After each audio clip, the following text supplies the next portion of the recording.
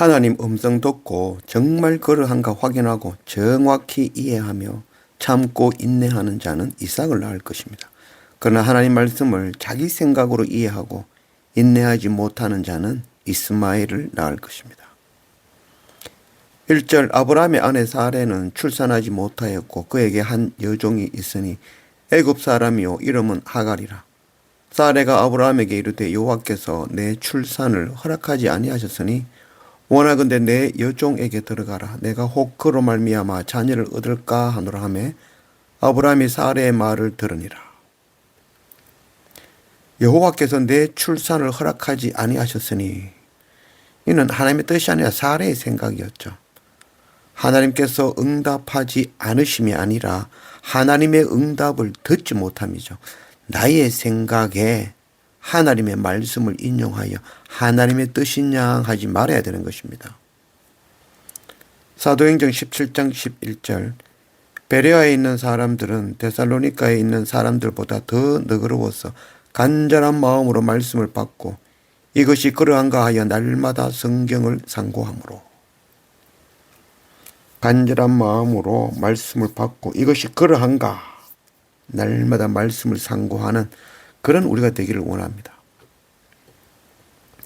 아브라함이 75세에 본토 아비의 집을 떠나 갈 바를 알지 못하고 도착한 가나안에서 10년의 세월이 지났습니다.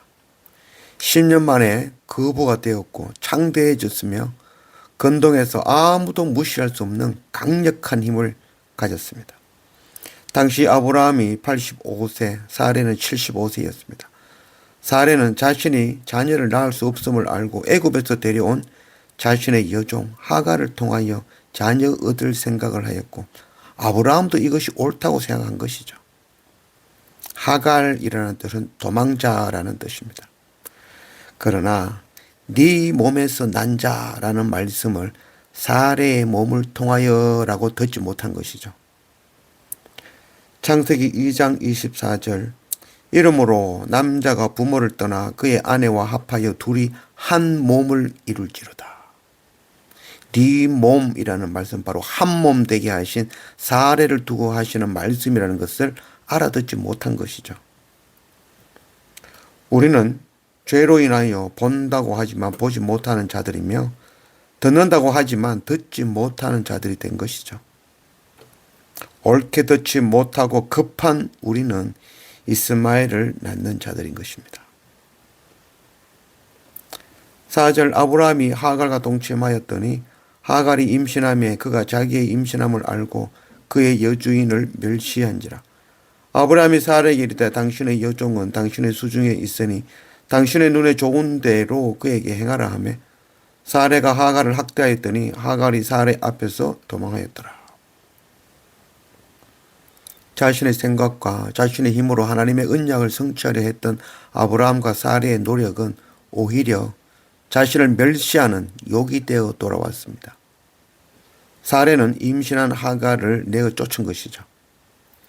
아브라함과 사레가 하나님의 언약을 이루기 위하여 하갈을 택하고 임신한 것인데 이제 와서 임신한 하갈을 내쫓는다는 것은 아브라함이 생각한 그 하나님의 언약도 함께 버리는 꼴이 되는 것이죠. 아브라함은 하갈을 통하여 자신의 부족함과 죄를 깨우치게 되는 것이죠. 이후에 하나님께서는 아브라함에게 네 몸이라 하지 아니하고 사레라고 더 구체적으로 이름을 거론하여 언약해 주십니다. 7절 여호와의 사자가 광야의 샘물 곁 곧 술길 샘 곁에서 그를 만나 이르되 사레의 여종 하갈아 네가 어디서 왔으며 어디로 가느냐. 그가 이르되 나는 내 여주인 사레를 피하여 도망하나이다. 여호와의 사자가 그에 이르되 네 여주인에게로 돌아가서 그 수하에 복종하라. 여호와의 사자가 결국 문제를 해결하죠. 문제 해결은 결국 하나님이시죠. 아브라함과 사레가 버린 그 임신한 하갈을 하나님은 찾아오신 것이죠. 하나님은 결코 아무도 버리지 않으시고 아무도 멸하지 않으십니다. 다만 우리가 스스로 하나님을 떠나는 것입니다. 하갈은 사레의 그 학대에 죽을 것 같아 살기 위해 길을 떠났습니다. 그러나 하갈은 사레의 학대 때문에 죽는 것이 아니라 하나님의 언약을 떠나는 것이 죽는다는 것을 몰랐던 것이죠.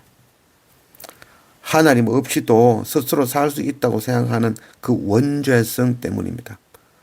하나님은 아브라함의 자손을 통하여 하나님 약속의 땅으로 돌아가는 그 언약을 세우셨습니다. 다른 길은 없습니다. 예수 그리스도가 문이십니다. 다른 문으로는 하나님의 나라에 들어가는 문이 없습니다. 하갈과 태중의 아들이 살 수 있는 방법은 하나님의 언약 아래로 들어가야 살 수 있는 것이죠. 고통과 괴로움과 학대와 종이 되어도 하나님의 언약 아래로 들어가야 살 수 있습니다. 수르보니게 여인은 개가 되어도 주님의 발 아래 엎드려 살기를 은혜를 구하였죠. 노아는 함에게 셈의 종의 종이 되어서라도 살아 구원받기를 원하였습니다. 저주가 아니라 함이 구원을 받을 방법은 언약 아래 종이 되는 것입니다. 원죄로 인하여 보아도 보지 못하고 들어도 듣지 못하는 우리는 고통과 괴로움을 통하여 하나님을 알아가는 그런 게 되어지는 것입니다. 13절 하갈이 자기에게 이르신 여호와의 이름을 나를 살피시는 하나님이라 하였으니 이는 내가 어떻게 여기서 나를 살피시는 하나님을 배웠는고 함이라. 이러므로 그 셈을 브엘라 헤로이라 불렀으며 그것은 가데스와 베렛 사이에 있더라. 브엘라 헤로이, 나를 감찰하시는 하나님이라는 뜻이죠. 하갈은 스스로 살기 위해 도망하였지만 하나님은 하갈을 찾아오셔 사는 방법을 알려주셨습니다. 하갈은 자신을 돌보시고 감찰하시는 하나님의 은혜를 깨닫고 학대가 있고 고통과 눈물이 있는 곳, 그러나 하나님 구원의 언약이 있는 곳으로 종이 되어 돌아갔습니다.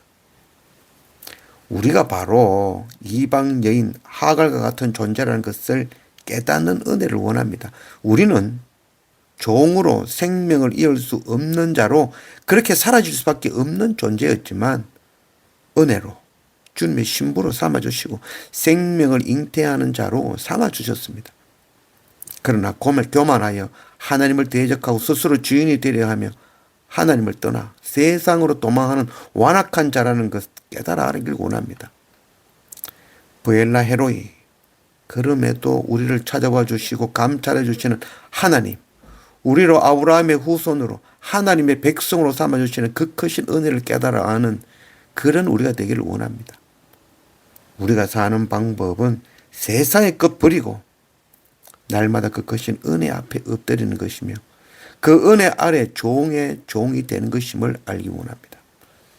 이제 우리가 그 크신 은혜를 깨달아 아는 자들이라면 이 놀라운 십자가 구속의 은혜를 우리의 자녀와 친구와 동료와 이웃과 열방의 모든 사람에게 전하여 그들로 하나님 백성 되게 하는 그 선교 사명 감당하는 그런 우리가 되기를 원합니다.